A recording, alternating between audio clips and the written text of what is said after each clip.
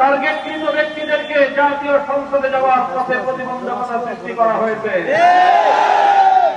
Deep স্টেটের agenda বাস্তবায়ন করতে বাংলাদেশের জনগণের অর্থে লালিত প্রশাসন ব্যবহৃত হয়েছে।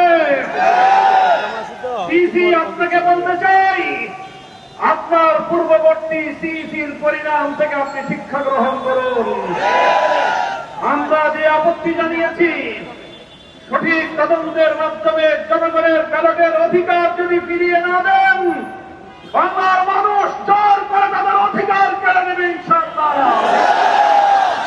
আপনাদের এই প্রহসনের প্রতিবাদ করার পর গোটা বাংলাদেশ জুড়ে আমাদের 11 দলীয় নির্বাচনী ঐক্যের নেতা কর্মী সমর্থকদের উপর যেই পৈশাচিকতা চালানো হচ্ছে, আমাদের বোনদেরকে ধর্ষণ করা হয়েছে, আমাদের মা বোনদের শ্লীলতাহানি শুধু নয়, তাদেরকে শারীরিকভাবে লাঞ্ছিত করা হয়েছে, আমাদের বাড়ি ঘরে অগ্নিসংযোগ করে বাংলাদেশে আবার নতুন করে ফেসিবাদ ফিরিয়ে আনবার পায়তারা চালানো হচ্ছে। মনে রাখবেন, রক্ত দিয়ে যে জুলাই বিপ্লব হয়েছে, সেই বাংলাদেশে আর কোনদিন ফেসিবাদ ফিরে আসতে পারবে না ইনশাআল্লাহ।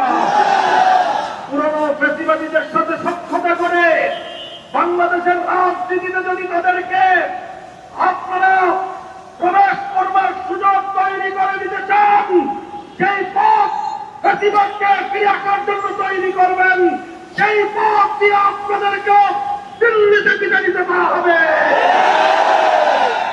তৃতীয় কথা আমাদের পরিষ্কার, শরীফ ওসমান হাদি সহ প্রতিটি হত্যাকাণ্ডের বিচার করতে হবে। জুলাই বিপ্লবের আকাঙ্ক্ষা বাস্তবায়ন করতে হবে। জুলাই স্প্রিট থেকে যদি এক চুল পরিমাণ বাংলাদেশকে বিচ্যুত করার ষড়যন্ত্র করা হয়, জুলাই যোদ্ধারা আবার মাঠে নামব, আবার মাঠে নামব, আবার মাঠে নামব।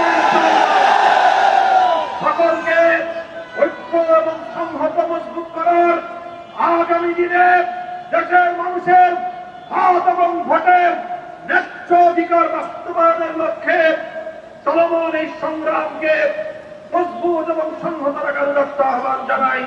নাসরুম মিনাল্লাহি ওয়া ফাতহুন করিম।